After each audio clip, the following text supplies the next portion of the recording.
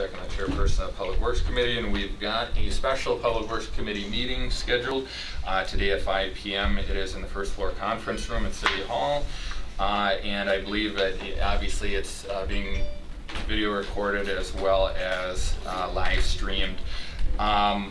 In attendance, we've got committee members, Mr. Matt Zacher, as well as Mr. Ryan Austin. Also in attendance, we've got council members, Mr. Dean Benman, Mr. Jay Bemke, Mr. Tom Realm, and we also got Director of Public Works, Mr. Joe Terry, and we've got our wonderful IT guy in the corner. With that being said, call the meeting to order at 5 p.m.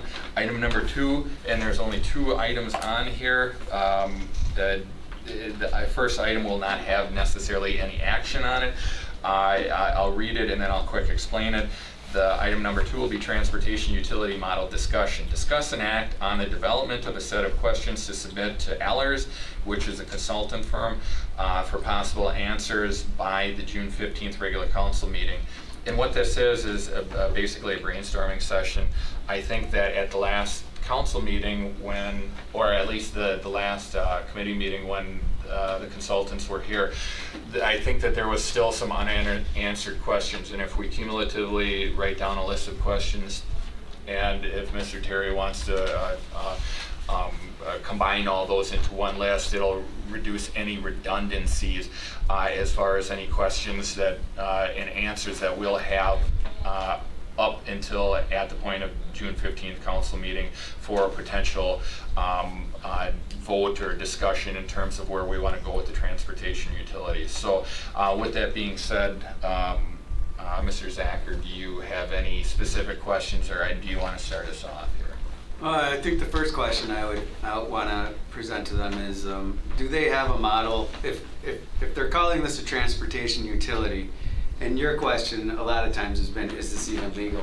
So I feel like they have to be able to answer the question of, is it legal? And if so, how have they built have they built these in the past? And if so, what does that structure look like that takes care of the legalities? Or are we starting from scratch in terms of the verbiage we have to come up with in order to make it a legitimate utility? Todd Furkey at our last meeting brought up a good point. He said this is not a utility because it's not a consumable material like gas or water or electricity. And I guess I'm saying it is a consumable material, and we should be able to present this as infrastructure layout, just like you do the sewer and water, from where it starts and how it goes through the city, the electricity, how the grid would go through the entire city. I think we should lay it out the same exact way and say this is the grid that the roads go through the entire city, and this is what it would look like. And then we should find a way to identify or put a use. Just like the water, they have letters that designate this is how much water you use this month. We should be able to put a number on how much of the road we use every time we drive over it, how much goes up into the air and takes away from the actual blacktop, and what vehicles. I know we're not going to get that far, but I think we could go so far as to say what vehicles use more. The bigger the vehicle, the more it's going to use. I mean, I know it's not going to, ding people for bigger vehicles, but I think we should have some understanding of what a car does to the roads, what a truck does to the roads, what a semi does to the roads, and then we can go from there in terms of saying this is utility, the road is consumable, and it's being consumed, and we should set it up in the sense of being able to play it out just like a electrical utility service. Let me ask you a question, see if this will help. So I do have some literature from the League of Wisconsin Municipalities. Their legal team has evaluated this and put together a brief white paper on it that outlines their opinion of legality for municipalities to do this. Okay. I think that should answer your question. We're also insured by the league, and so if there's liability issues, they defend us. So it's not trivial that they put this white paper together. And I will ask Ellers and R.A. Smith to address a little, maybe more detailed description of this process. Your question is it popular yet in Wisconsin? The answer is no. But I think your question is, how does this really work as far as trips go? And I think we can answer that. They've touched on it. I think a little more maybe in engineering terms about the manual that they use, and in certain cases you're using, to one of Dean's questions, certain cases you're using square footage, certain cases you're using enrollment for schools. You know, you're using different things to determine trips for different classifications of properties. I will see if I can get them to summarize that and answer that question in some good detail. Because I'm assuming I know it's not popular, but we're not the first city to attempt to go down this road, right? No, we're not, but we are one of the first to use what I believe is a defensible method, and that's actually using engineering data, that's from a national study. A standardized set. Standardized set of data, correct. Okay. I think Nina has had one for a number of years. Theirs is just prorated off their stormwater utility, which, by the way, doesn't have a consumable either. And we have a stormwater utility, to kind of go in that same direction. But yeah, I think I understand your question, and we'll try to get this put together as much as we can, maybe by this Friday, so that you've got the weekend to review. I'll do the best I can to get as many questions answered in writing as possible. But I will, because I have that white paper, I'll try to get that out to everybody. What I can answer immediately, what I already have data for, try to get that out either for myself or Ellers and R.A. Smith, immediately.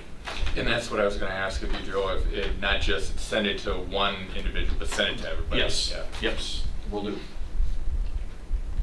You can come back to me later if other people have questions. Other committee members, Mr. Austin. Yeah, if street usage could be proven to be significantly less than the assigned trip calculation or the calculated fee, how would that be addressed? Will a variance or an appeal process need to be? So that gets into policy, which is outside the It would be outside of what Ellers would be covering? But that is something that we need to do, and I think there's some other professionals out there that are willing to offer some advice on that. But yes, there has to be a policy for review, just like there's a review for our wastewater utility and costs. I think one of the challenging things when we look at a transportation utility and using the data set, that standardized data set, is that it's more of a ratio of trips than the actual trips. The data study suggests, I think John said, that there was 9.4 trips per day for a residential home. And there's X number of trips for office. It's not necessarily 9.4, but it's representative. If there's generally a little bit less traffic in your community, that differential between the residential and the office is still representative. And at the end of the day, because it's just math, and we're setting a dollar amount that the utility has to generate. And when you do that, whether we use scenario 1, scenario 2, scenario 3, any combination therein, we're just coming up with a dollar amount. And it's the number of trips divided by the dollar amount. That's your cost per trip. And then you're allocating that in a bill. But there has to be, number one, a way for an individual to appeal. If they don't feel that the designation is correct, we would do that through policy. But I'll make a note of that, and we'll try to answer that question then in writing. Yeah, to follow up on that, I guess in terms of would it be like an annual process? Would it be a biannual process? Would it be something like a board of review where the expert, the municipal expert, is assumed correct, and the preponderance or the burden of evidence is on the actual petitioner themselves, or, you know, so then where would that appeals process, or, you know, when, if and when we get to that process, we would have to identify that. Anybody else aside from committee members?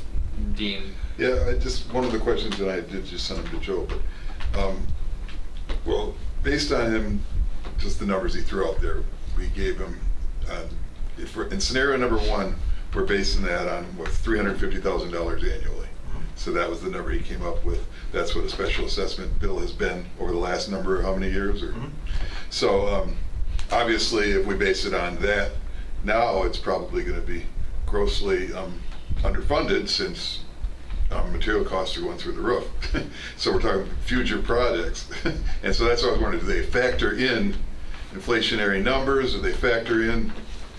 I can partially answer that right now. So the special assessments are essentially 40% of the cost of the project for a street reconstruction project. Okay. And that's for the surface infrastructure. That's not for the storm sewer, sanitary sewer, and water. Those utilities, once those pieces of infrastructure are in the ground, the utilities are required by law to maintain them in perpetuity. So the utility pays, there's no assessments for that the second time around. Okay. You might pay for your sewer lateral that runs to your house that just benefits you, but the mains belong to the utility. The general fund, the city taxpayers pay for 60%. The property owners are special assessed 20% each, is how it basically works out. So I guess the answer to that is we already have a formula for how we would issue special assessments. We would use the same formula then to calculate if we were to issue special assessments on our, you know, based on our current ordinance. Okay. What does that look like for then revenues for the utility that, you know, that the utility needs to generate? So I But think the theory is, though, that the street utility, we're going to know that number in advance, right? I mean, well, basically. we are, but it's Because just like, that is something we have to sell to the taxpayers. This is what your utility, your dollar amount is going to be this. yes. And so we have to base it on an estimate of what it's really going to be. And we do, and it's the same way we would, for example, when we take a look at our wastewater utility. We take a look at what costs have been, we take a look at what revenues are. Sometimes use isn't what we expect. And then we extrapolate that and make a recommendation on what we believe the rate should be. And this would be a very, very similar process to that. With wastewater, the Public Service Commission, not the Public Service Commission, the DNR, because we have a Clean Water Fund loan for the plant, requires the utility to review its rates annually. So we don't have that in our ordinance, but it's required by the state. They just ask the question, do you review them? And we do. But I think to your point, you're looking for it to be addressed in the ordinance for that frequency of review, and I think that's an excellent, excellent idea. And Are you able to, even though you answered Dean's question right now, are you able to put that into? Absolutely. Oh. I'll be doing that. If I'm answering something here, it'll be in a document. Good. That goes out to everybody. Because I think, and maybe I'm misunderstanding a little bit, Dean, but what you're suggesting is that we kind of know that number that we send to the property owner for that assessment. The thing is that number can change ultimately when we give it to them. So it is if concrete prices do fluctuate within 2 months or whatever of our initial letter by 10%, the property owner is paying absolute. So then what you're kind of suggesting is that maybe if we're doing a percentage based on this transportation utility, that we're just bringing in and it will be a finite number based on the number of trips calculated, or whatever the standardized unit of measurement is. Could there be a shortfall, or could there be a surplus? Absolutely. Yeah. So then what we would do is we would either roll that surplus to the next budget, the next annual budget, or we would have to find monies to, and this would be the finance aspect of it. Tim would find the monies that we could roll into that, and then we would have a budget amendment process. So it isn't an exact science if you know, stuff goes up, which it does every year, but in terms of budgeting for that next fiscal year, we would just add 5-10% or whatever it is. So. Well, I get that part of it, but if you're going by their charts and their graphs, there's a number that we're telling the taxpayers it's going to be. This year, right? If we're looking at 2020 data, yeah, that's what it would have been, yes. Yeah. So these are 2020 numbers, correct? Yes. Yeah. Okay. Yes. So that's what, so when we looked at this thing, it was, you know, $12 a year. Yep. So that's what it was in 2020, but it'd be easy to say, now we got to take into consideration, projects are probably more expensive, based, you know, that's easy enough to sell. You just have to be able to talk that point. Correct, and you know what's really cool about that, or in just the general concept of a utility, and I don't know if we've been able to experience it here with our utilities, but in a previous career I had the experience, and it wasn't me, I wasn't the scientist, but in our wastewater operations we were actually able to lower the sewer fees for 2 or 3 years in a row, because we were able to take in hauled in waste, and we were able to kind of subsidize the residential properties based on that, and we had an actual equation and everything, and even though it isn't regulated by the PSC, it looked like it was a standard operation that we were doing, so we weren't doing any trickery with the numbers, but we were able to actually lower that. So it could come to a point where if prices stabilize after pandemic type of thing or whatever else, that we do bring in a surplus, and then not only would we not necessarily roll it into the next year, but we could spread that savings across to all the rate payers, and then the next fiscal year that we would actually lower the rates for that. So even though we're looking at a specific purview of a 2020 number, you know, that's $12 an extra cents. Exactly. Next year, you know, if we did it right, or if we did it economically, it could be actually lower than $12, $11 per unit, whatever the thing is. So, but you're right. It sometimes with this, it's budget forecasting is a little bit easier than just coming up with a flat budgetary number with it. Yeah. Well, especially someone that's never had one.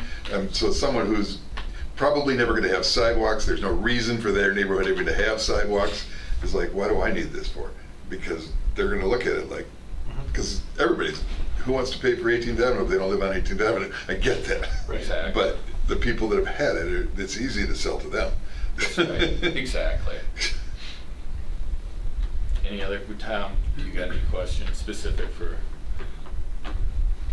I guess are we, and I hear what has been said tonight and asked, are we still looking at, are we going to be looking at one of those 3 numbers to maybe zero in on too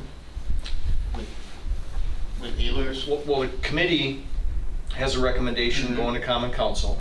I did get a question from Sherry Evanson about, you know, if we were to do scenario 1, what does that mean? If we were to do scenario 2? So I have an answer to that question, and everybody will get that too. So you'll kind of get to see what are some of the operational. I didn't get into the politics, but it was primarily operational and financial impacts, whether it's a 1, a 2, a 3, somewhere in between. And I think that'll help answer that question, and it'll be, you know, I think an important part of the discussion moving forward to decide if the city wants to pursue this at what level is appropriate. And at that point, you know, I think staff might be in a position to assist in the discussion about some potential political fallout. What might some of the challenges be? What might some of the positive things be? You know, because it is a decision that's both. It's going to be highly political and highly financial as far as what makes sense, and to what extent is the common council representing the community going to be able to either accept or not accept this type of arrangement. Yeah, and to follow up on that, Tom, although there was a recommendation from the committee, I don't think it was a hard recommendation. You know, so I mean, if you do have any of those numbers, Joe, or if you can, create some type of a scenario for A, B, and C, or Yes. 1, 2, and 3, so because the more information that we've got to be able to make a decision is the more comfortable I think the council will be to make a decision. You know. May I just offer? Okay, so very quickly, I'm just going to summarize the answer that I had given Sherry, and I'll include as we proceeded in this study, there's 3 things that we were looking for. Number 1 was some relief for special assessments. Number 2 is that we don't feel that it's probably wise to borrow for projects that we do every year. And 3, and that was partly illustrated in the graph that got passed out at the last Public Works meeting, is that our current practice and rate of street replacement is not sustainable. So those are kind of the three key points. And so scenario 1 that deals with special assessments, well, that takes care of that, but it really doesn't impact our the borrowing issue. It'd be a little bit less because we are also borrowing for what is going to be returned from the people that are specially assessed. So there'll be a small, 40% reduction, but otherwise, what Eller showed is long-term borrowing, that's still in play. Scenario 2, well, scenario 2 takes care of both special assessments and borrowing. So scenario 2 puts us on track for what we're doing right now for both maintenance and replacement, and it avoids borrowing for any of it. Now, we may have some special projects. We may have an 8th Street. We may have a bridge. There may be a transportation-related project that's above and beyond our normal routine. There may be a need to either bond or, depending on how the utility is set up, if the utility is set up, sometimes municipalities will have a goal to have a certain percentage of their annual revenues in reserves. And utilities oftentimes work the same way, that by policy, our goal is to have this much in reserve. We don't want too much. Well, that much in reserve may be able to pay for a special project without bonding. But scenario 2 takes care of both special assessments and bonding. Scenario 3, that addresses all 3 issues. In a scenario 3 situation, you've addressed your special assessments, you've addressed your borrowing and eliminating that for your regular annual work, and you've got funding there for a sustainable transportation system. We'd be replacing roads and streets at a rate, the same rate that they're deteriorating. So it's sustainable in perpetuity. That said, the city's not in a position to flip a switch and quickly change course so that we're replacing 3 years of streets every year, or 3 miles of streets every year, and increasing our chip seal program and establishing a robust resurfacing program. That's going to take some time. And so, so my answer to Sherry was fairly well articulated. I'll make sure that that's included in this, and that's for everybody to see and consider as well. So the utility itself, it sounds like what you said before, that other cities have done this, but we're doing it differently. Yes, and there are a lot of cities doing exactly what we're doing right now. Okay, so there's models out there No, when I say doing what we're doing right now, I mean doing what we're doing right now. In this room right now? Yes. Trying to figure this out. They're trying to figure it out. So if there's a utility, there's a board for the utility. I'm assuming, or are we going? It'll most is this- likely are be you- the Public Works Okay, Committee, so, but yes, so ultimately, we're designing the entire utility as to how we want this to work. correct.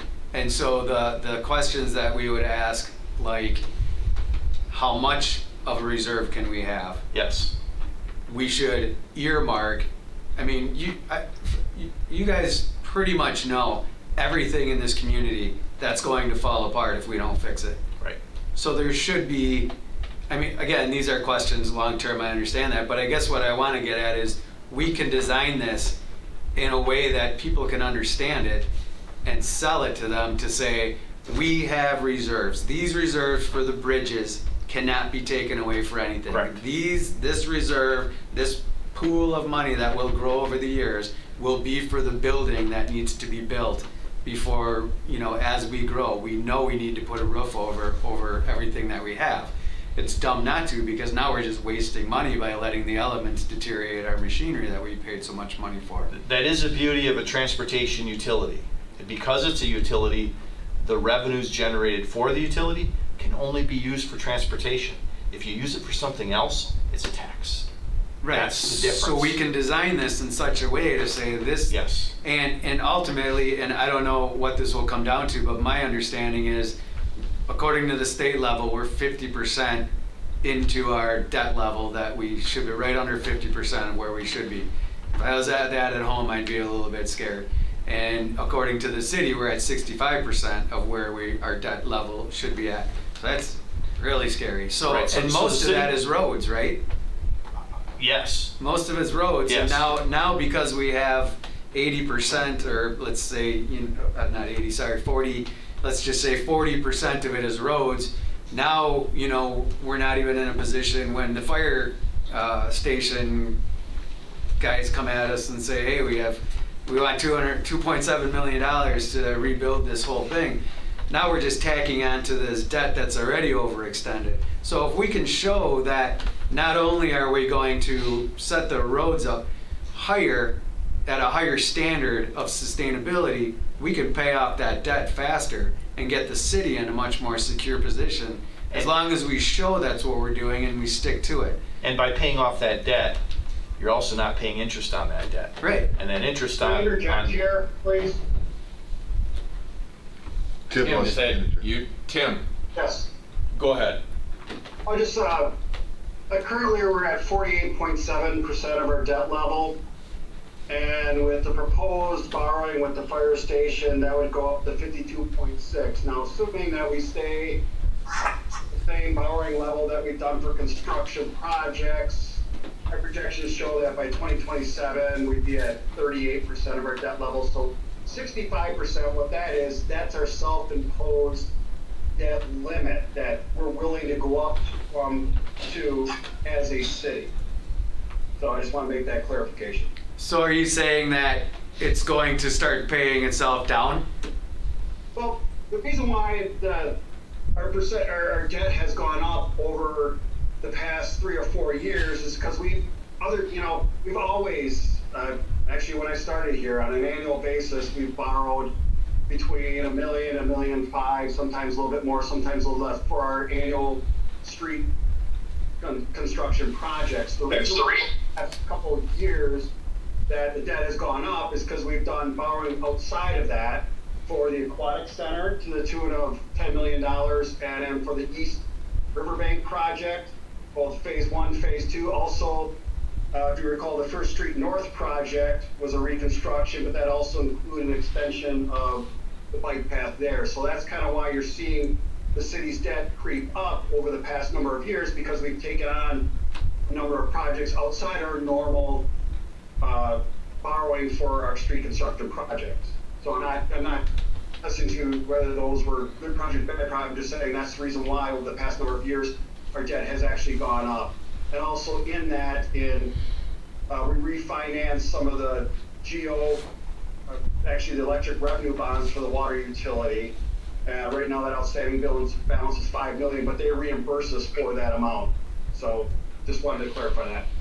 So if we were able to take the debt that we accumulate every year, even though every 20 years we're paying off a debt that we borrowed 20 years ago, and then we add a new one to it for the roads. If we took that out of the city debt altogether, we'd be in a much better position to be able to fund these special projects without being so close to a uncomfortable level. Would that be safe to say?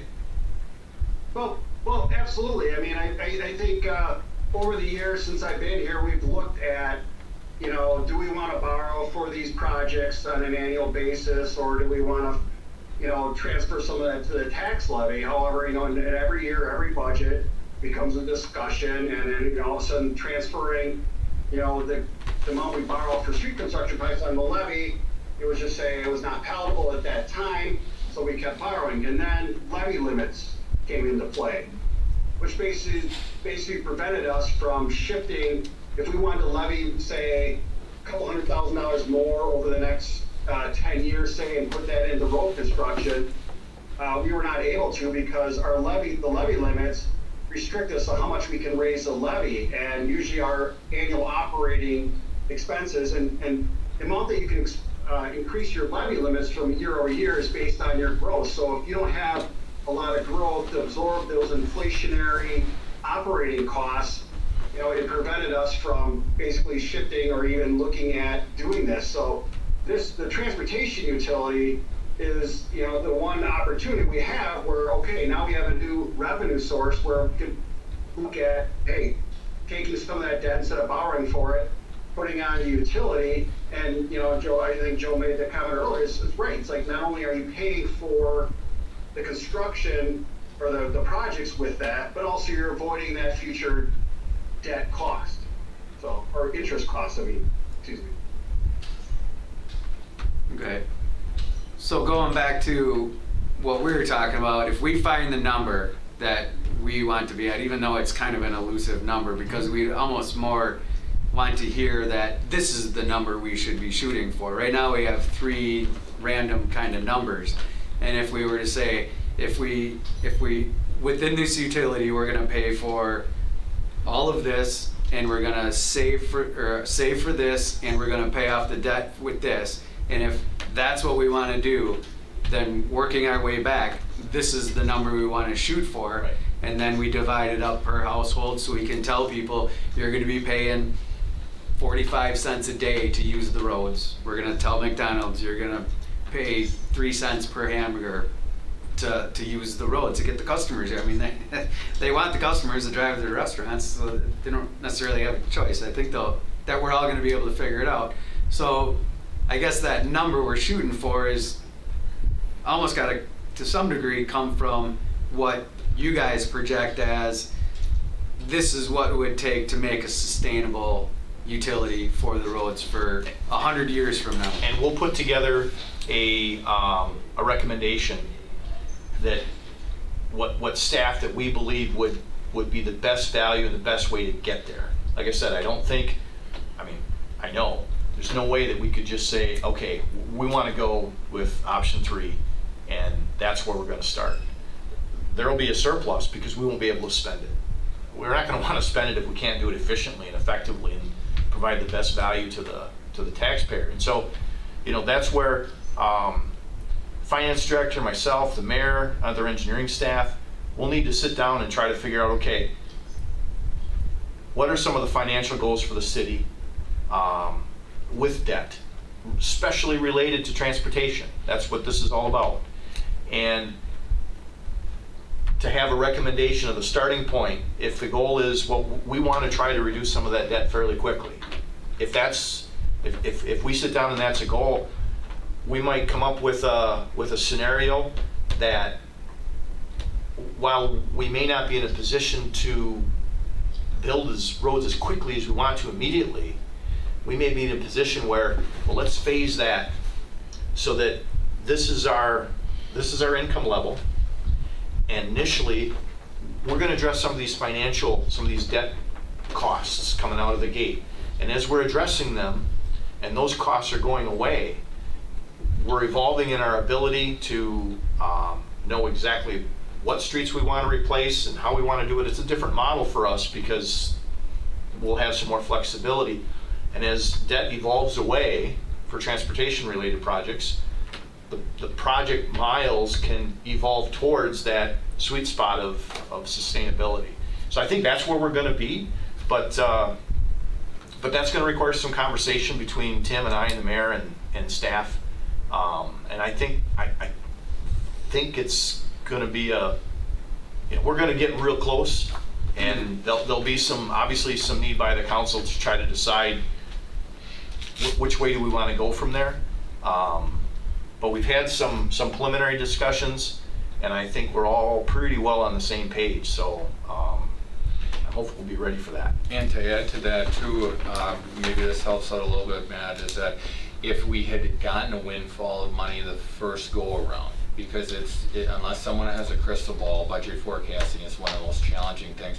Someone who's really good at it is worth their weight in gold, in terms of municipal budget forecasting. But we could actually potentially, based on how because the monies, and it was part of your first question, the monies, if we designate them, and it would just be a voice vote on a regular council meeting to designate these, because it'd be a utility, which would be an enterprise fund.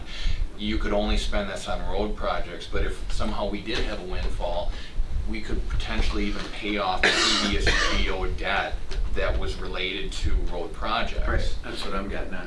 So therefore, we would not be out of the realm of spending it on other activities or whatever, borrowing it to different funds. By paying that down, or what we could do is also, if we had a big windfall, then we would just adjust the rates across the board, and then everyone would be. So we have that flexibility to do that. That's the cool thing, is that the council has that authority. As long as we deem these special revenue funds or enterprise funds that are designed specifically for road projects, we can spend it on any particular road project moving ahead or behind us. So. Okay. Hey, Tim. Are you there? Did Tim leave? No, he's there, yeah. Joe, maybe you can answer this. Yeah. Does anybody roughly know recording in progress. What percentage of our tax bill that we pay for our house, what percentage of that goes towards roads? All encompassing, levy and, well, no, just levy. Off the top of my head, I'm not sure. We did this exercise with Ellers. They had our budget, and that's how they came up with that amount where a certain amount was being paid towards transportation related costs on a $150,000 house, because they were looking at our budget. So I don't have that number off the top of my head. I'd have to sit down and go through the budget with. I guess my question pertaining to that is it feasible to be able to say whatever that bill is for, let's just say me, whatever, as a taxpayer, a homeowner, whatever you're being charged for your utility, when we come up with that number, let's just say it's $150 a year or $250 a year. Sure. Can that be, I know you can't answer this, but the question is, can that be reimbursed and can their levy be reduced by $250 a year? That's a great question. You're paying a little more for your burgers, and you're paying a little more for church, and you're paying a little more for work probably, but your actual bill every year is being given to you off of the taxes, so therefore you out of your home expenses are not paying any more money than you are. Yep. Because that would be a huge way to be able to sell if we can do that.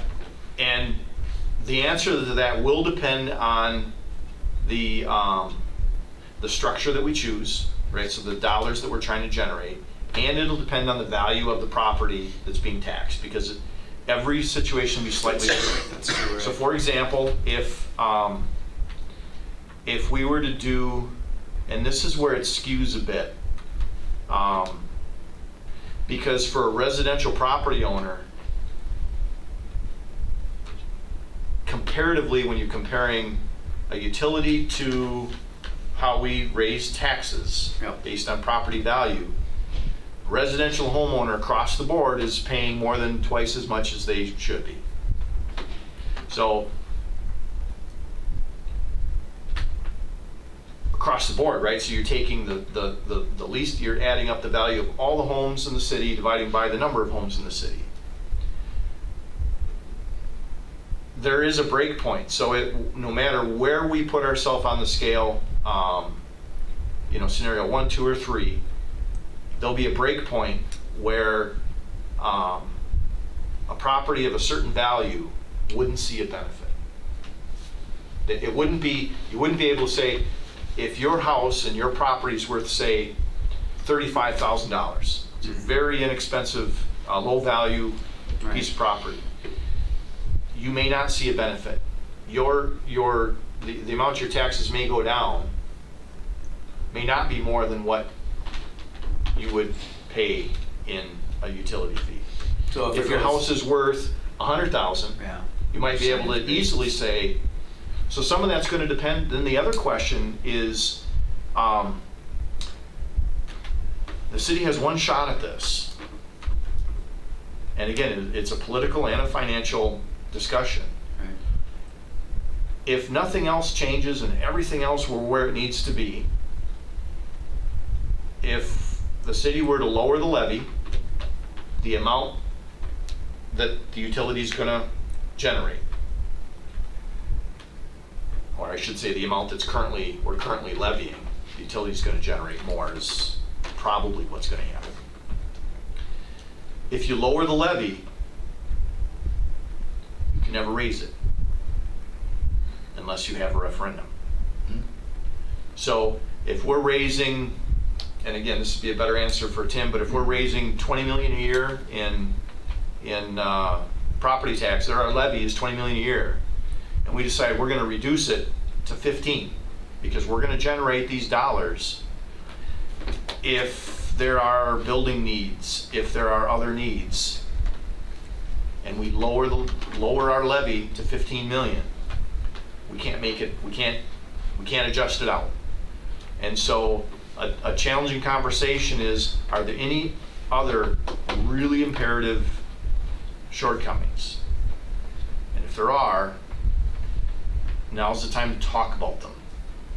And now's the time to talk about them because if we're going to try to sell it that you have the potential to save this many dollars, you want to be telling the truth.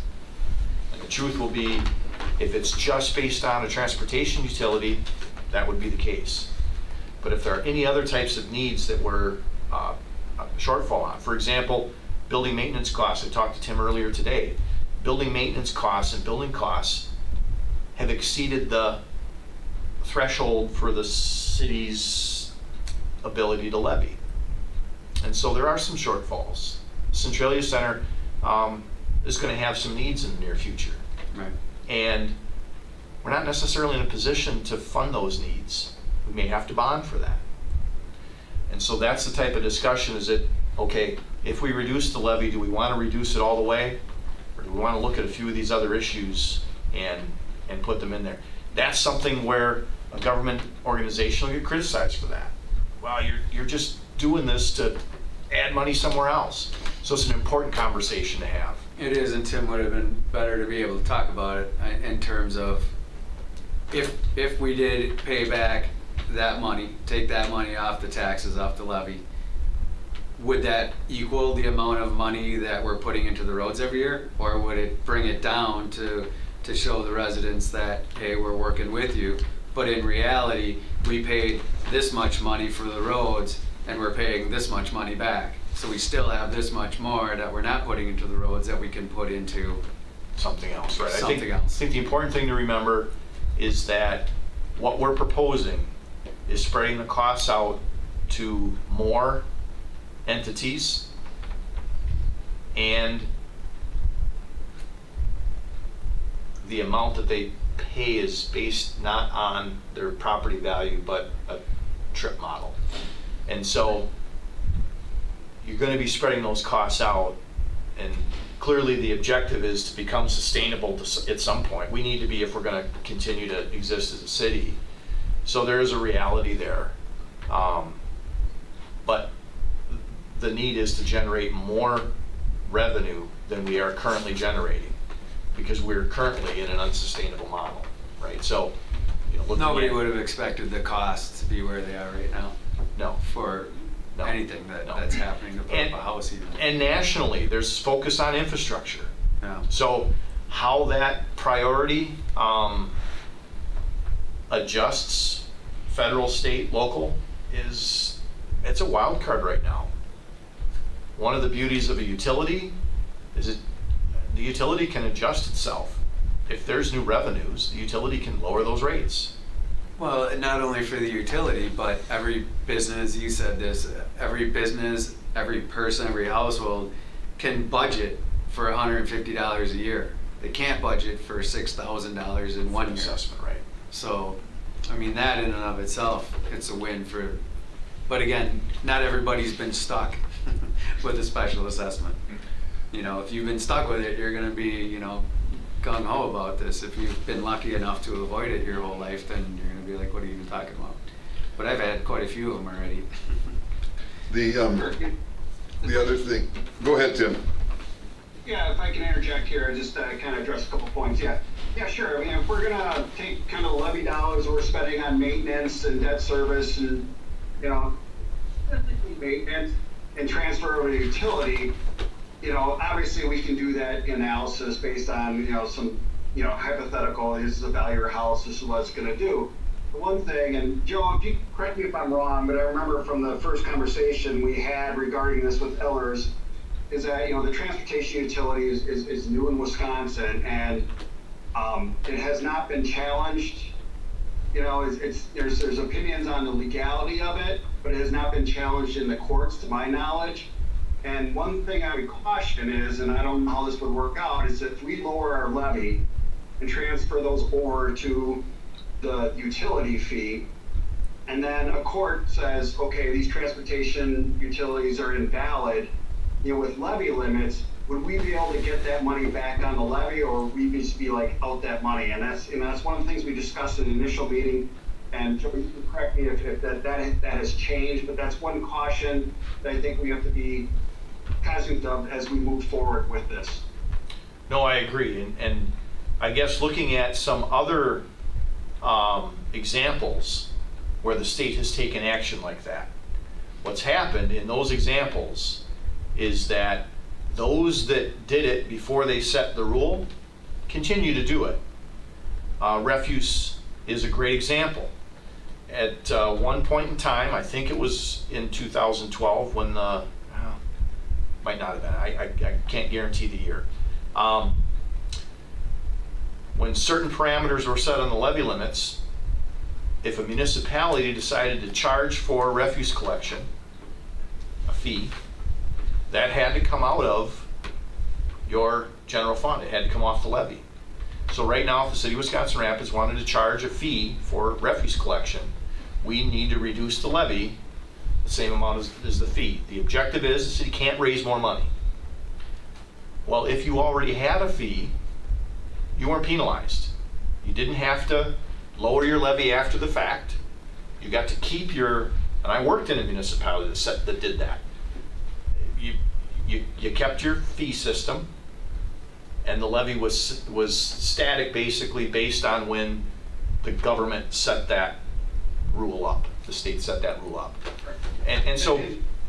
I'm sorry. And Joe, what I was getting at, said, yeah, I mean that's kind of with our stormwater utility. We had it established before the state legislature said basically any change in your you established a stormwater fee, you had to reduce your levy, but you had the utility in place before that. What I'm talking about is the court, this was challenged, and they said that basically utility fee was not legal, which outside the state legislature, you know, and I just want to, maybe that's a question for Ellers to, you know, along with this, is kind of address that a little bit. If you know, what risk, if we were to transfer levy dollars to the utility and reduce our levy, you know, what is our risk that if, you know, some court action determines that the utility fee is invalid, you know, and outside the legislature, would we be able to, because now we have a lower levy, which is our base, we can only raise it so much, what our exposure is there?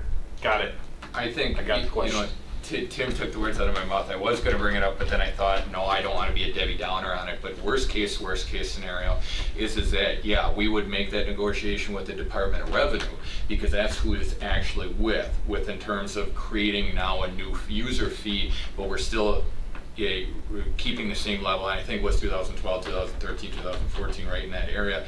And so then the worst case scenario is that if we did do that, where we reduce the levy and have that agreement with the Department of Revenue to offset, or they compelled us to do it because they deemed it as not as just a replacement of the revenue being brought in for the same service, then the courts come in and then someone sues and then knocks our utility down. No, I don't think that we can go back to the Department of Revenue once the levy limits are set at a lower level. They're going to say, sorry, too bad.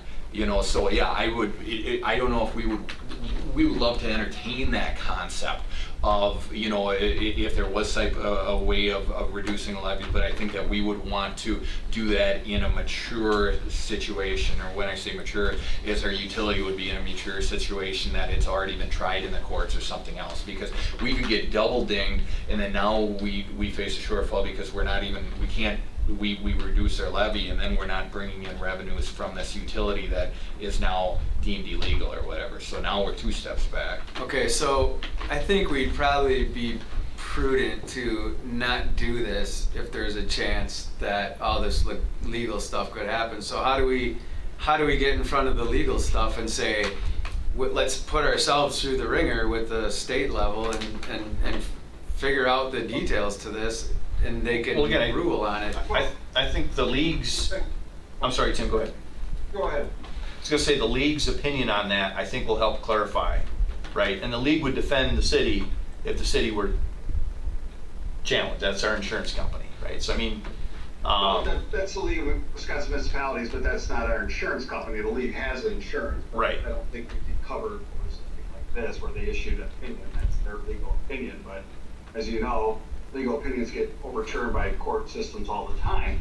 I think if we're going to transfer some of the levy, I would say that we can proceed with that, but my whole thing would be like, well, maybe, at least until some of this, and Ellers can articulate this a lot better. They're at the ground roots of like what they're seeing at the state level with this, and if there's any challenges brewing or anything like that.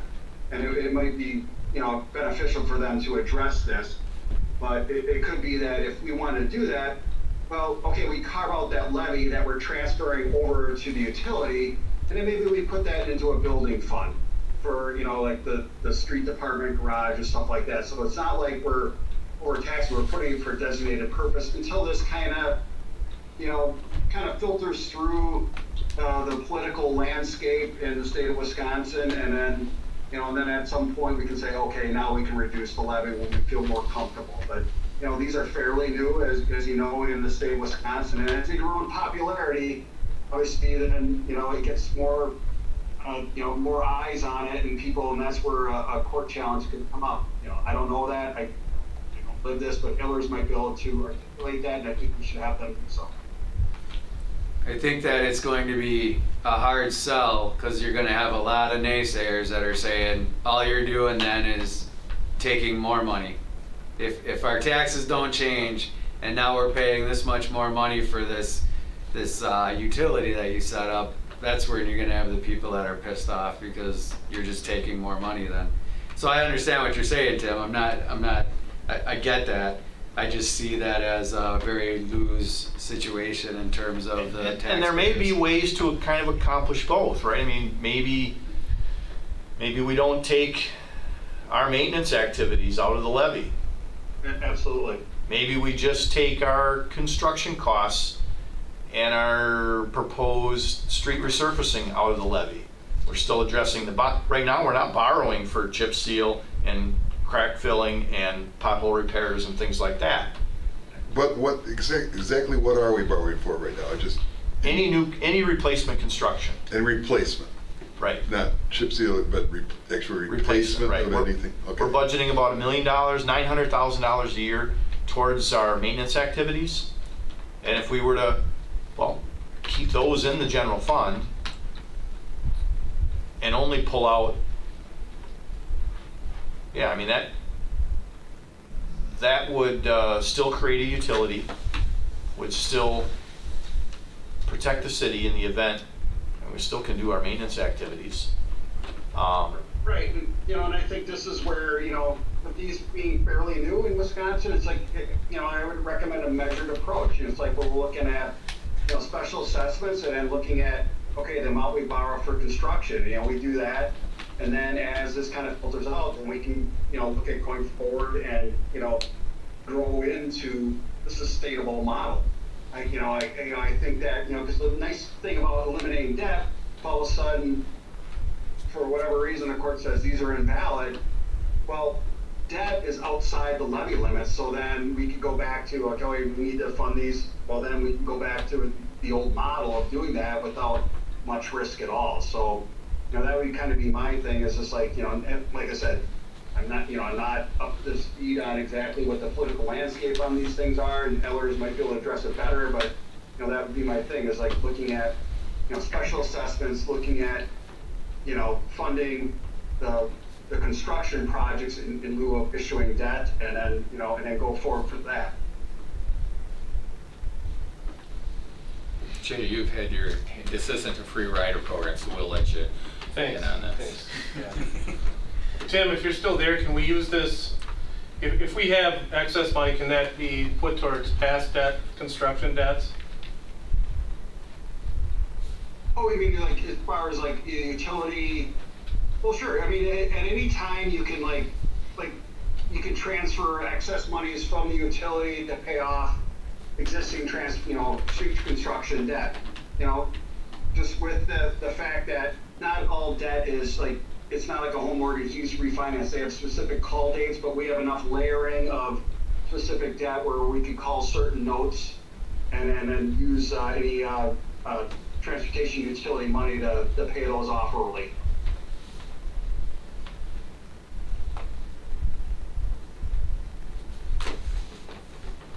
Did that answer your question? It did, thank you. And I've got it written down, so we'll re-answer it in writing.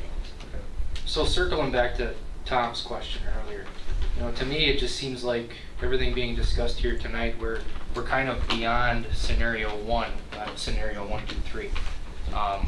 Does it make sense to go back to Ellers and maybe have them focus more on scenario 2 or a hybrid of, or a scenario 2 or 3 at this point, or do we want to remain with scenario 1 in the mix? Well, we can absolutely, ask those questions or have them bring those questions forth, and that's why we wanted to, or at least when I briefly talked with Matt about calling this type of meeting, I don't know. We don't have all the answers, but let's identify some that they can give us, so that at the actual June 15th council meeting, we've got a potential understanding of where we're at. So absolutely, I mean, that could be, if Joe didn't write them down already, have them, give us a quick numbers calculation of scenario 2 and 3. Absolutely. Yep. Absolutely. So I'm sorry. I got it. Okay, Yeah. good. I think just a general comment. I mean, in selling it, we talk about selling and how we're going to sell. I think that the public would be shocked to know how much we borrow for streets. I just don't think that we know that as a general public. And that's actually a really good point in terms of not just maybe putting it into the whole grouping of this, Joe, is get to that point of how much of Public Works budget, general fund budget, is related to streets, and we could also include snow removal. Snow removal is absolutely a portion of streets, and the utility would fund. No, utility cannot fund snow removal. Or street sweeping, correct? Or street sweeping. Yeah. Those really? two items Okay. are identified by statute. Good. And so that would stay in the general fund. And in the discussions thus far, Joe, what was that? The street sweeping? street sweeping, and that's covered anyway by our storm utility. But Yeah, so that's what's in the general fund that's funded by the stormwater utility. right, What funds snow removal? our general fund, The general property fund tax does. levy, about 900,000-ish, I believe, is snow removal activities. Correct. So just going back to that, Tim, what you were saying is if we didn't reduce the levy, kept it where it was, but came up with specific items that money is going to be I don't know if earmarked is the right word, but set aside for that. That's something we could sell to the public, that this is what's going to be done with that money. Right. Such as get the aquatic center in a financial position that it's sustainable, or something. That's just something that I know is some people love and some people, don't love it, and they'd like to make sure that it gets paid off as quick as possible so it doesn't put us in jeopardy. Is that what you're saying, though? That money could be used for something like that? Well, I mean, any future utility, anything that's generated by the utility would go towards future projects, future capital. So in essence, if you used it to not issue debt but fund it through the utility, your total debt's going to go down. I mean, we couldn't sit there and reallocate those dollars to pay down any of the aquatics or the taxable note anticipation notes that we have due next year, because that would not be transportation related. But by using it, if you were to establish a fee that would avoid borrowing in the future for street construction, your overall debt would start to come down. Roughly $1 million a year, right? Tim, probably around 1.3 million a year. It varies. Right now we're at 1.7 this year. It all kind of depends on the mix of the projects. We've done anything from the special assessments. 500,000 to $1 million to $1.5 million to 1.75. So it all kind of depends on some of the size and scope of the projects, or if we have a RIP grant or anything like that, or or it could also depend on how much is utility related. Okay.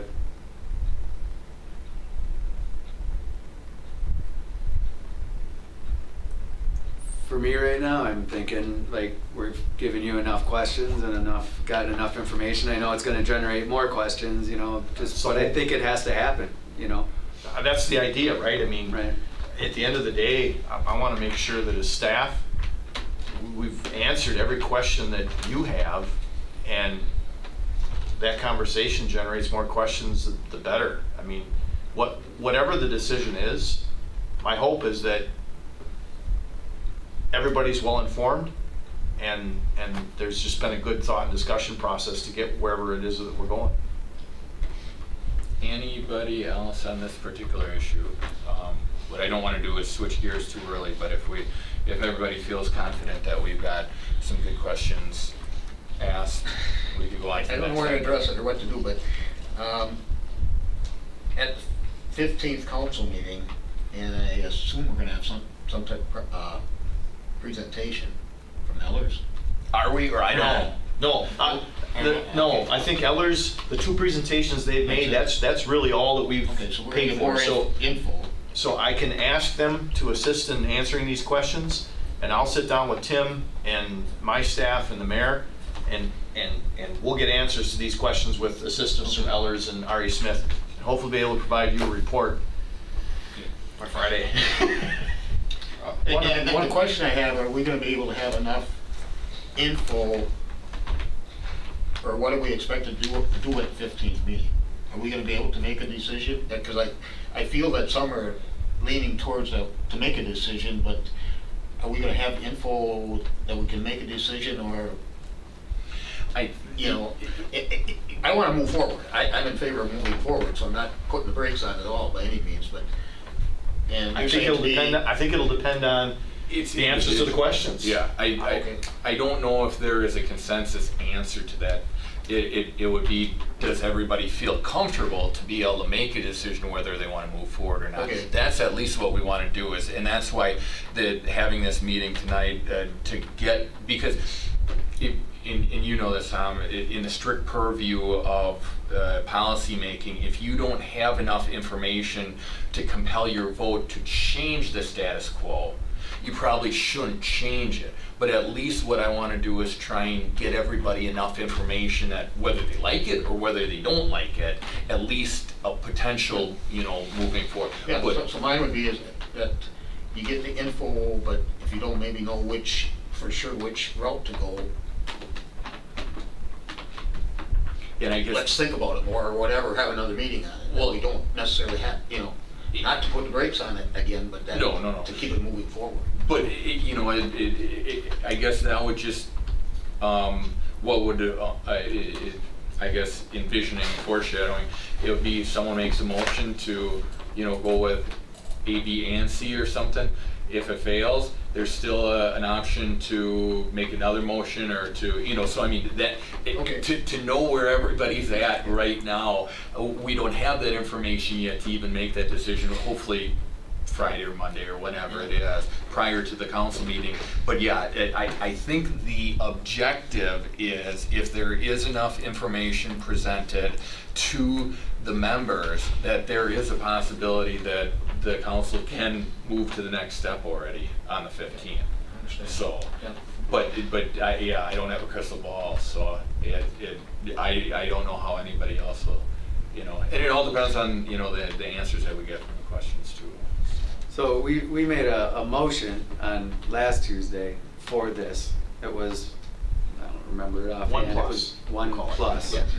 And then I think you were just saying, Ryan, I don't know if we can change that right now before next week?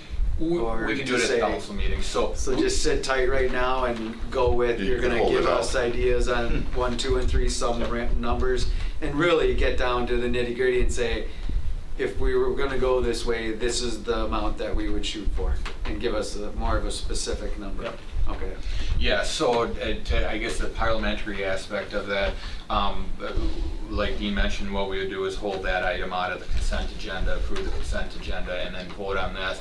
But then prior to even having a motion and a second on the floor, if that was how someone so choose, I mean, there could be a situation where one person makes a motion, another person makes a second, now you're actually voting on that without an amendment. But if it's still on the floor, if it hasn't had a motion, that particular item can have an amendment to include other activities related to this. You just can't have a rider of something else that's unrelated to this. But I don't think that we would be spurning the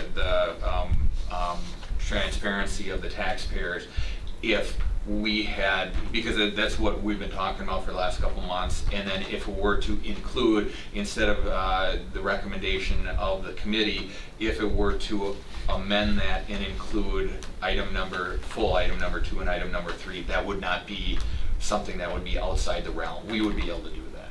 So, yeah, with what So we we'll take got, care of it next Tuesday? yeah, we can, We'll on the talk council through it then. floor. Absolutely. Got it. Yeah, so Thank you. So we don't need any action. One, we don't really have an action item on here. Okay. But the 2, yeah, we can do it at the council meeting. So anybody else? Yeah. Yeah, go ahead. Undeveloped or vacant properties. Was it explained how that would be dealt with through the transportation utility? So that was another, let me jot that down. You should add to that probably rental properties, right? Because No. is the landlord.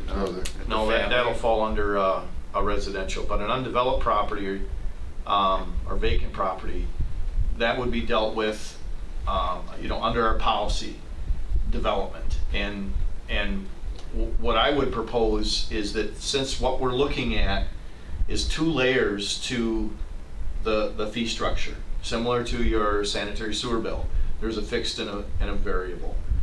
That the same thing for the trip generation is that if there's property with a road that accesses it, there's the potential for trips to be generated there. So that's a base layer, and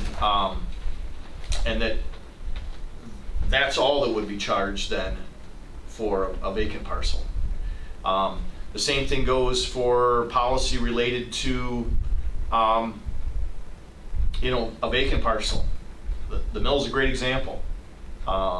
If you were to just try to set that up based on its land use and it's vacant, that's not fair. And so that gets developed through policy, as well as is the city interested in, and it's something that I've heard, so it's something that as staff we've talked about, any relief for those that do have special assessments. And that's kind of the same scenario, is that, it wouldn't be an ideal situation, but if it was limited to someone who lives in a house and still lives there, right? It didn't change ownership. they were specially assessed, and the potential for that assessment period was, say, 10 years. In some cases it's 5, in some cases it's 15 now. But whatever it was, that for the remainder of whatever that could have been, maybe that person paid the assessment off in full right away, but they still suffered the cost.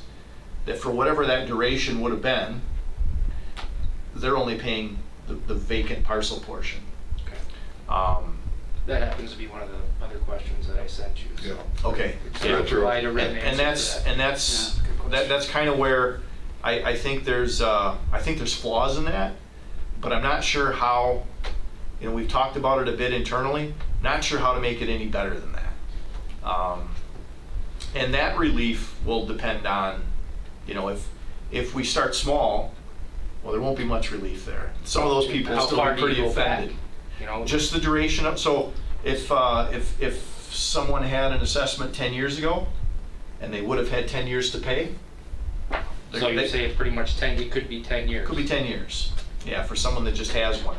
And we have those records, right? We have those assessment records. So as far as operating the utility and administrating that, it's work, but I think it's not insurmountable. It's something that we could do. And again, it depends on that level of, how grand is the utility going to be. If it's real small, and we're generating $20 a year, you might save $4. Well, when you're paying an $8,000 assessment, that's laughable. Mm-hmm.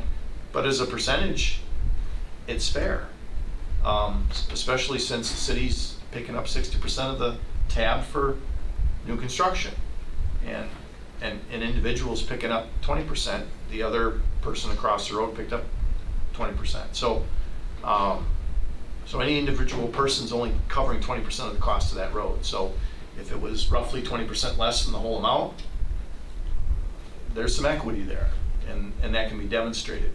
But it's a percentage equity, and in dollars and cents, It's going to take a while. they may not see it as fair. But again, the city wouldn't be obligated to do anything, right? The city made a motion. There's a preliminary resolution to use its police powers to specially assess. That's what the city did. So I think something reasonable, I certainly would recommend it. I think that's what everybody's anticipating. So that's kind of the model that we've tried to design this utility around a little bit, and I've got that as a question to answer to. Okay. Any other questions that you got, Ryan? I was just wondering if you had, because we didn't go through an actual list. We addressed every question I sent to Joel. Perfect. Dean? Oh, got Jay? one. Well, actually, there is one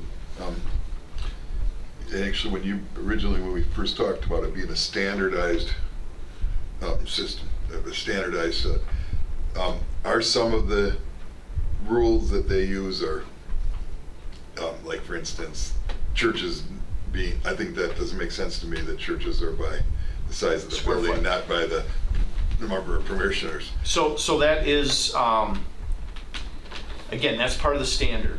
Okay. And so we can take a look. There may be different categories for different types of property use.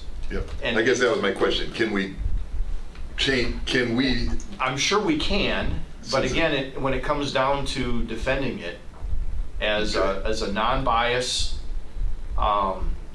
using a standardized method and accepting or embracing the fact that we're going to honor that these studies are based on reality, and these are the numbers that came out of it.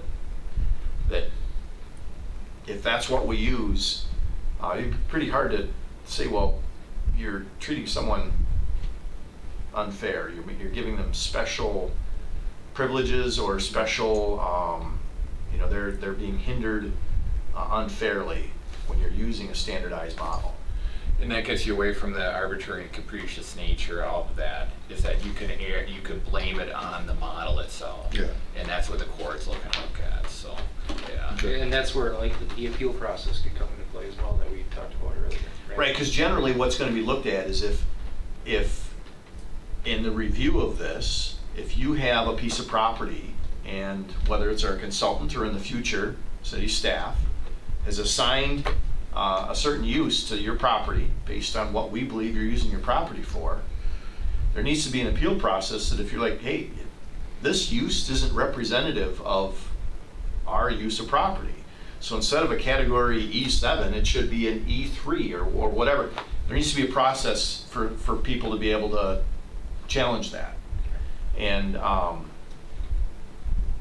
that was actually in our RFP for some discussion on that. So that we'll address in policy as well, but it has to be there. It's just like a zoning board of appeals. There's a process to go through, and it needs to be a process. It shouldn't be just I want to challenge it. I don't like it. I'm going to challenge it again. Minuscule amount. Right. We're talking something significant. Yep. Something. Well, even a small amount, but that it's not. That there's limits to it, right? I can't challenge it this month. I'm turned down, and I'm going to do it again next month, and I'm going to beat the city down until they submit to my. There needs to be a process. It needs to be defined by policy, and there needs to be a review panel to consider it, like there is a zoning board of appeals, for example. And there may even be a cost to it. Zoning Board of Appeals or Plan Commission charges X number of dollars. Sure. If it's Board of Review, it's free, type of a thing. But Board of Review is one time a year. Plan Commission or the Zoning Board of Appeals could be every month, depending upon, but then maybe you can only do it twice before you have to go seek injunction with circuit court or whatever else. So yeah, it has to be, there will be a process of, if we get that far, and then we might even need to create a commission to it. It could be the Public Works Committee, but it could actually be a full-blown citizen commission for this utility as well. So anything further?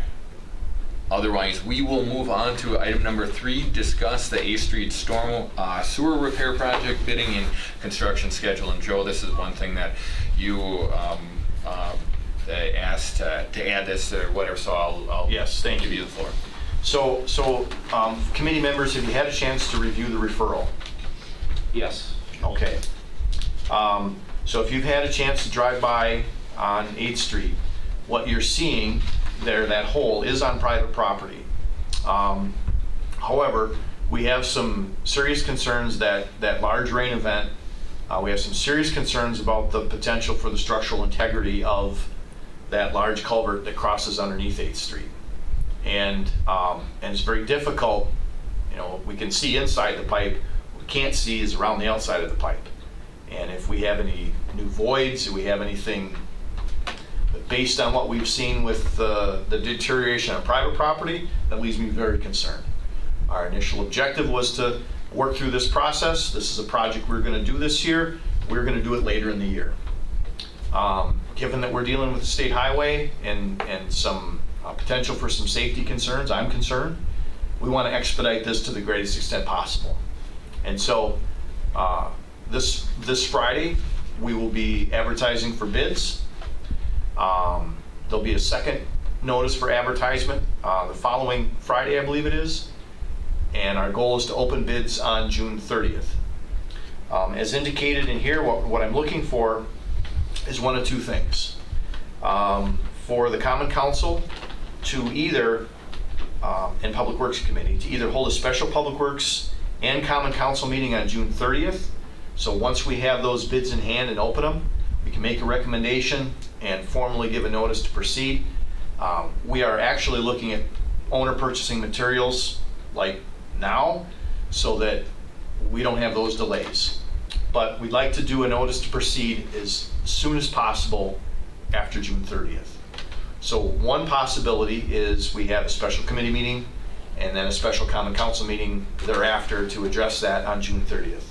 The other is to authorize staff under the direction of the mayor to review and award the bid to the lowest qualified bidder. We normally wouldn't ask the council for this, but again, because it is a maintenance and a potential for some problems because of the conditions that we're seeing out there, it's a special request. This is not a normal request. So staff's looking for for the committee to make a recommendation for either option. We really don't care which one. But we really would like to try to, issue a notice to proceed on that as soon as possible after June 30th, so we can get this issue taken care of before it becomes something unfortunate. So, just for clarification in this, you will have will you have an action item on the June 15th council agenda? The action item on the June 15th council agenda would be dependent on this committee's decision. So there would, if there's no action item to authorize staff and the mayor to proceed, then I would be asking for a special committee and council meeting on June 30th, at which the council would have all that information in front of them, and we'd accomplish the same thing. Either way. So, just for clarification for the committee, the action that we would be taking tonight would go to the June 15th council meeting, and then the council would have the ability to vote on that in special circumstances, and in my opinion, especially if anything, time is of the essence. But I'm not using my podium on that. I'm just using it as a committee level. So we'll have discussion on that. But if we so choose, we do have an option, and what we're looking at is having the option of compelling staff as well as the mayor's office with or granting the authority, I should say, that you and common council would normally have. Correct. That we would have, and we would extend that in this particular certain circumstance, and we have to go with the lowest bidder regardless, state law. So I don't, and to initiate discussion with this, I don't have an issue with preemptively giving authority to the mayor's office and/or and would it have to be the mayor's office versus like engineering department? Well, my recommendation is it would be joint. Okay. Right? It would be collaborative, and if there weren't agreement, we would be coming back to the common council anyway. Well, then to make it even clearer is that we would be giving the Department of Public Works the authority to handle this. Correct. And then do you have a number? Maybe we should just use a not to exceed number?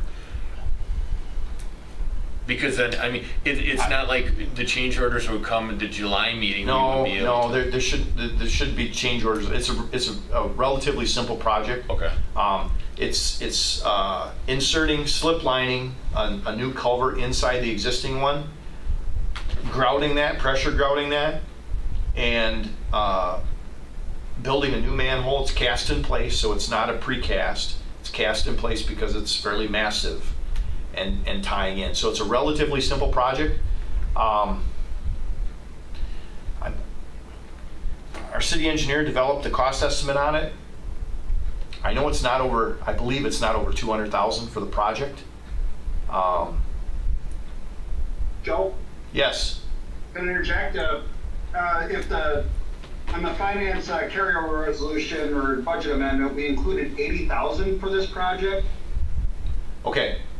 To be funded out of stormwater utility. So if we think it's going to be, obviously now with bids coming in, obviously in this day and age, who knows? So if we need to increase that, or if you feel that that's not appropriate, we should amend that at the council meeting. If that's the number Joe gave you, that's the number I'm comfortable with. I know he looked at it carefully.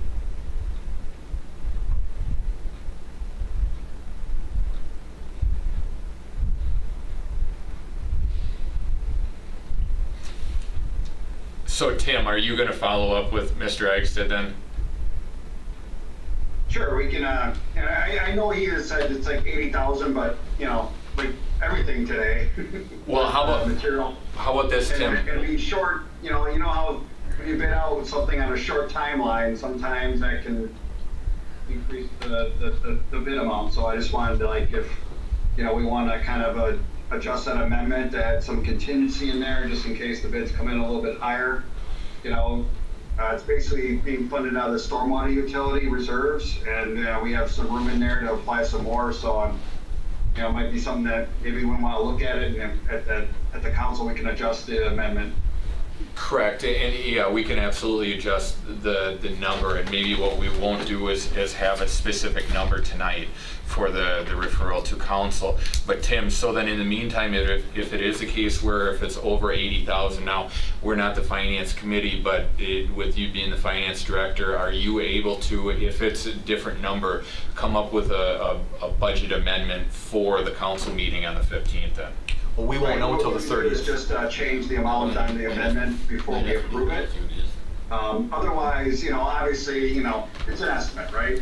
We're going out for bid. So if the bids come in, you know, a little bit higher, you know, we can kind of do a budget amendment after the fact. I'm just saying that there's ample reserves that cover, you know, a contingency in there. So, I mean, like I said, it's their estimates and we don't know how the bids are going to come in. So I just wanted to, you know, just maybe we'll look at it maybe this week. I'll talk to Joe Eichstead and just say, you know, are you comfortable with this number still, or you know, what you're seeing? And then if he needs to adjust higher, great.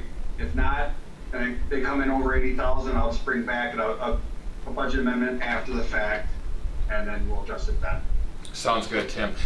Committee members, do you guys have any questions, concerns on this? No. Being that A Street is also a state highway, is there any costs that would fall onto the state for this project, or it's solely city business? Yeah, it's solely city business because it's the infrastructure underneath. Okay. Yeah, our goal in this project is to maintain at least a northbound and southbound live lane of traffic while we do the work.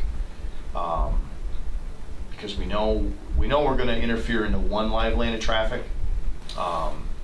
Because there were some observations of some voids, and we need to make sure that those are filled and taken care of. So, but no, that's the project's all in the city. Other members of the council? Anyone got any questions, concerns? Well, then, Can I add just one more thing? Yeah. I'm sorry. No, go ahead, Tim. Talking more at Public Works than I do at Finance. Oh, That's good. Other than that. Must be someone besides me. The budget amount, I remember it was 80,000 and Joe increased it to 110,000. So that's what's in the budget resolution. That I'm sounds going to right. clarify that.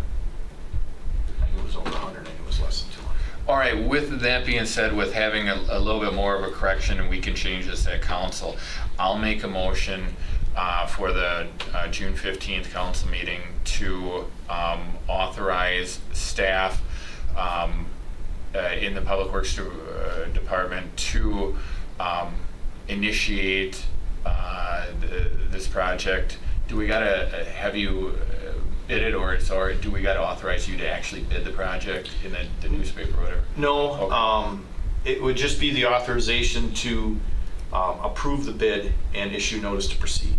To accept it, right. preemptively accept the lowest responsible bid that will be returned and publicly opened on June 30th. June 30th,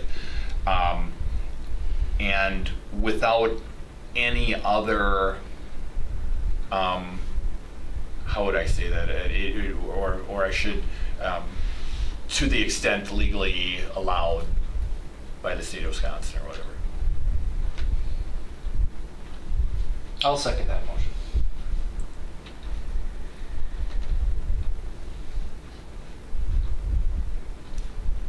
Okay. All those in favor, so there's a motion on the floor to allow city staff to expedite, in layman's terms, and expedite the bidding process for the storm sewer that's running underneath A Street. What block is that? I guess it doesn't matter. It south of Culver is where Yeah. 1 Mile Creek Crosses the road. crosses on A Street. And there's a motion on the floor by Kubitschek, second by Austin. All those in favor say aye. Aye. Aye. Opposed? Ayes have it 3-0, and that'll be on the full council. And again, Joe or Tim or whoever, if you guys want to bring some numbers just in case for members that weren't here tonight. And with that, the last item is item number 4, adjournment. Do I have a motion? I'll make the motion to adjourn. I'll second that. All right, we've got a motion on the floor, a second. All those in favor say aye. Aye. Aye. Opposed? Ayes have it 3-0. And we will, I think that clock is wrong here. Let me give you, it's 6:31 p.m. We're adjourning at it. So thank you, everybody.